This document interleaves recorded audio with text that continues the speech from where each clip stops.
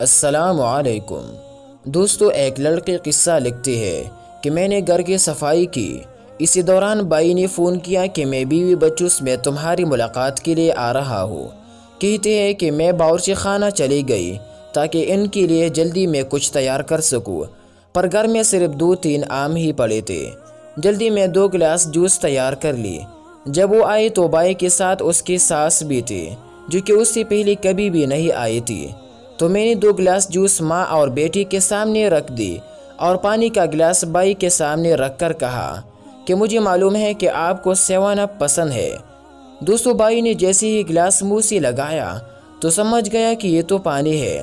اسی دوران ساس نے میرے بھائی سے کہا، بیٹا 7 اپ میرے معدے کے لیے اچھا ہے، اس لیے میرا جوس تم پی لو اور 7 اپ مجھے دو۔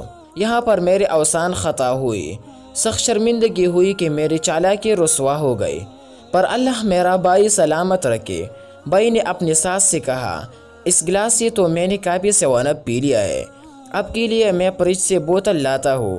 اس نے گلاس لیا اور جلدی سے باہر نکلا۔ تھوڑی دیر بعد ہم نے گلاس ٹوٹنے کی آواز سنی۔ بھائی واپس آیا، ساس سے کہا کہ 7 اپ کا بوتل تو مجھ سے گر کر ٹوٹ پڑا، میں جلدی سے تمہارے لیے دکان سے ایک بوتل لے آتا ہوں۔ ساس نے سختی سے انکار کیا کہ چلو، یہ میرے نصیب میں نہیں تھا۔ جب وہ رخصت ہونے لگا تو بھائی پیچھے رہا، خدا حافظ کہا، مصافحہ کے لیے ہاتھ دیا اور اسی دوران دوستوں ہاتھ میں پیسے بھی تھما دیے اور مسکرا کر بولا، میری پیاری بہن، کچن میں گری ہوئی 7 اپ کی جگہ کو 2 ڈالنا۔ اسی طرح میرے پیارے بھائی نے میری کمزوری پر پردہ بھی ڈالا اور میرے ساتھ مدد بھی کی۔